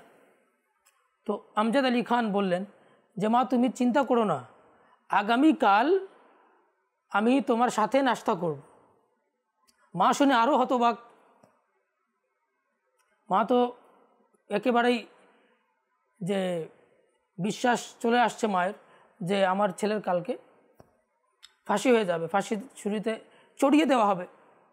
মা বাসায় চলে গেলেন। তো পরদিন আমজাদ আলী খানকে কি করা হলো যে ফাঁসির তক্তার উপর চড়ানো হলো, আর তাকে ফাঁসিতে এখন ঝুলিয়ে দেওয়া হবে। ঠিক সেই মুহূর্তে জল্লাদ জিজ্ঞেস করছে যে আচ্ছা বলো তোমার শেষ ইচ্ছা কি, তোমার শেষ ইচ্ছাটা বলো, তোমার শেষ ইচ্ছাকে পূরণ করা হবে। তো সে বলল যে শোনো, আসলে আমার ফাঁসি হবে না, আমি আজ মারা যাব না। তো জল্লাদরা শুনে হতবাক। তারা মনে করছে যে এই লোকটি পাগল হয়ে গেছে নাকি, হয়তোবা মৃত্যুর ভয়ে বা মারা যাওয়ার ভয়ে সে হয়তোবা তার মেন্টালি কোনো সমস্যা হয়ে গেছে। বলছে কি বাবা, তোমার কি মেন্টালি সমস্যা হয়ে গেছে? বলছে না না, আমার কিছুই হবে না। এই কথোপকথন কালীন একজন লোক দৌড়ে এলো আর এসে বলল যে শোনো, এই লোককে তোমরা ফাঁসি দেবে না। জল্লাদ হতবাক হয়ে গেল, বলে কি ব্যাপার, একে তো আদালতের মধ্যে ফাঁসির শাস্তি শোনানো হয়েছে, তো আমরা একে কেন ফাঁসি দেব না? তো ওই লোকটি বলল, আসলে আজকে রানী ভিক্টোরিয়াকে মুকুট পরিধান করানো হবে। তো এই খুশিতে রানী ভিক্টোরিয়া যত অপরাধী আছে তাদেরকে ক্ষমা করে দিয়েছেন। তিনি হুকুমনামা জারি করেছেন যে সবাইকে যেন মুক্ত করে দেওয়া হয়। তো আলহামদুলিল্লাহ আজ্জা ওয়াজাল্লাহ যে আমজাদ আলী খানকে মুক্ত করে দেওয়া হলো।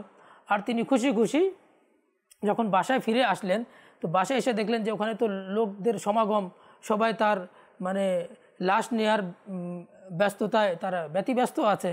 খাট রেডি করে রেখেছে যে আসলে ওখানে খাটের মধ্যে তাকে গোসল করিয়ে কাফন পরিধান করাবে। কিন্তু যখন সবাই এসে দেখলো যে সে তো জীবিত অবস্থায় এসেছে, তো আমজাদ আলী খান বললেন যে মা, আমি কি তোমাকে বলিনি যে আগামীকাল এসে আমি তোমার সাথে নাস্তা করব? আসলে এগুলো সব আমার প্রিয় মুর্শিদের দয়া, তার দয়ার বদৌলতে আজ আমার প্রাণ রক্ষা হয়েছে। আজ আমি বেঁচে গিয়ে তোমার সাথে এসে নাস্তা করার সৌভাগ্য অর্জন করছি। মাদানী চ্যানেল দর্শকবৃন্দ, আরও একটা কারামত আপনাদেরকে শোনাই। একবার আলা হযরত রহমতুল্লাহি তাআলা আলাইহি পিলিভিত শরীফ থেকে তিনি বারেলি শরীফের দিকে আসছিলেন, আর রাস্তার মধ্যে একটা জায়গার নাম হচ্ছে নবাবগঞ্জ। তো নবাবগঞ্জ স্টেশনে যখন ট্রেনটি থামলো, তো মাগরিবের নামাজের সময় হয়ে গিয়েছিল। আলা হযরত রহমতুল্লাহি তাআলা আলাইহি মাগরিবের নামাজের জন্য ট্রেন থেকে নেমে গেলেন। আর আলা হযরতের যারা ভক্তবৃন্দ ছিল তারা টেনশনে পড়ে গেল। তারা চিন্তা করছে যে হয়তো বা ট্রেন যদি ছেড়ে দেয়, আলা হযরত রহমতুল্লাহি তাআলা আলাইহিকে রেখে যদি ট্রেন চলে যায়, তাহলে আলা হযরত রহমতুল্লাহি তাআলা আলাইহির সমস্যা হবে। তো আলা হযরত রহমতুল্লাহি তাআলা আলাইহি কোনো টেনশন করছেন না। তিনি খুব সুন্দরভাবে একজনকে বললেন যে তুমি আজান দাও।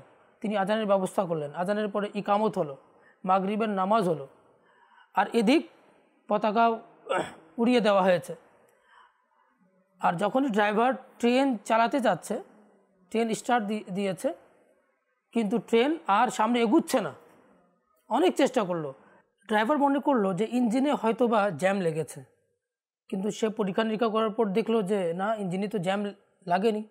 সে যখন ট্রেন স্টার্ট দিল, ট্রেনটা পিছনের দিকে ঠিকই যাচ্ছে, আবার সামনে গিয়ে যেখানে থেমে গিয়েছিল সেখানে থেমে গেছে। তো সেই মুহূর্তে একজন পণ্ডিত দেখলো যে বাইরে একজন বুজুর্গ নামাজ আদায় করছে। সে চিৎকার করে বলতে লাগলো যে আসলে বাইরে একজন বুজুর্গ নামাজ আদায় করছে, যতক্ষণ পর্যন্ত তার ইবাদত করা শেষ হবে না ততক্ষণ পর্যন্ত মনে হয় ট্রেন চলবে না। তো ট্রেনের লোকেরা বাইরে বের হয়ে আলা হযরত রহমতুল্লাহি তাআলা আলাইহি এবং তার ভক্তবৃন্দ যে নামাজ আদায় করছিলেন তার চারপাশে তারা ভিড় জমিয়ে দিল। আর আলা হযরত রহমতুল্লাহি তাআলা আলাইহি শান্তির সাথে একদম নামাজ আদায় করলেন। নামাজের পরে তিনি দোয়ার মধ্যে মনোনিবেশ করলেন। দোয়া করার পরে আলা হযরত রহমতুল্লাহি তাআলা আলাইহি ট্রেনে আবার উঠলেন। এবার যখন ড্রাইভার ট্রেন স্টার্ট দিল, সাথে সাথে আলহামদুলিল্লাহ ট্রেন স্টার্ট হয়ে গেল এবং সবাই তাদের সফরকে কমপ্লিট করলো। তো মাদানী চ্যানেলের দর্শকবৃন্দ, এটা হচ্ছে আলা হযরত রহমতুল্লাহি তাআলা আলাইহির কারামত। তো ওই ব্যক্তি যে দেখেছিল যে আলা হযরত রহমতুল্লাহি তাআলা আলাইহি ট্রেন থেকে নেমেছেন, আর নামার পরে তিনি যে নামাজ আদায় করছিলেন সেই মুহূর্তে ট্রেন স্টার্ট নিচ্ছিল না, সেই আলা হযরতের প্রতি মুগ্ধ হয়ে, ইসলামের প্রতি আকৃষ্ট হয়ে সে আবার বারেলি শরীফ আলা হযরত রহমতুল্লাহি তাআলা আলাইহির দরবারে উপস্থিত হলো এবং আলা হযরত রহমতুল্লাহি তাআলা আলাইহির হাতে ইসলাম কবুল করলো। সাল্লু আলাল হাবিব সাল্লাল্লাহু তাআলা আলা মুহাম্মদ সাল্লাল্লাহু তাআলা আলাইহি ওয়াসাল্লাম। हे इमाम अहमदी रज़ा, हे इमाम अहमदी रज़ा, हे इमाम अहमदी रज़ा, हे इमाम अहमदी रज़ा, हे इमाम अहमदी रज़ा, हे इमाम अहमदी रज़ा। बातिल दे प्रति हतो करले तुमे अहमदी रज़ा, बातिल दे प्रति হতো করলে তুমি আহমদের রাজা, দিনের ইশারা জাগালে হে ইমাম আহমদের রাজা, হে ইমাম আহমদের রাজা, হে अहमदी रजा हे इमाम अहमदी रजा हे इमाम अहमदी रजा हे इमाम अहमदी रजा बातिलদের গুমরাহি যখন চলছিল ভারতে জুড়ে বাতিলদের গুমরাহি যখন চলছিল ভারতে জুড়ে তুমি মুজাদ্দিদ হয়ে এলে হে ইমাম আহমদে রাজা হে ইমাম আহমদে রাজা হে ইমাম আহমদে রাজা হে ইমাম আহমদে রাজা হে ইমাম আহমদে রাজা হে ইমাম আহমদে রাজা আহলে সুন্নাতের বাগান সবুজ শ্যামল ছিল আহলে সুন্নাতের বাগান সবুজ শ্যামল ছিল সজীবতার বাড়ালে হে ইমাম আহমদে রাজা হে ইমাম আহমদে রাজা হে ইমাম আহমদে রাজা হে ইমাম আহমদে রাজা হে ইমাম আহমদে রাজা হে ইমাম আহমদে রাজা হে ইমামে আহলে সুন্নাত নাইবে শাহে গুমাম হে ইমামে আহলে সুন্নাত নাইবে শাহে গুমাম দয়ার নজর দাও আমাদের হে ইমাম আহমদে রাজা হে ইমাম আহমদে রাজা হে ইমাম আহমদে রাজা হে ইমাম আহমদে রাজা হে ইমাম আহমদে রাজা হে ইমাম আহমদে রাজা জ্ঞান ঝর্ণা প্রবাহিত ঢেউ উঠিল লিখনিতে জ্ঞানের ঝর্ণা প্রবাহিত ঢেউ উঠিল লিখনিতে কলমে যখন হাতে নিলে হে ইমাম আহমদে রাজা হে ইমাম আহমদে রাজা হে ইমাম আহমদে রাজা হে ইমাম আহমদে রাজা হে ইমাম আহমদে রাজা হে ইমাম আহমদে রাজা মহান রবের দরবারে বিনয়ী আত্মারের দোয়া মহান রবের দরবারে বিনয়ী আত্মারের দোয়া তোমার প্রতি সুনজর হোক হে ইমাম আহমদে রাজা হে ইমাম আহমদে রাজা হে ইমাম আহমদে রাজা হে ইমাম আহমদে রাজা হে ইমাম আহমদে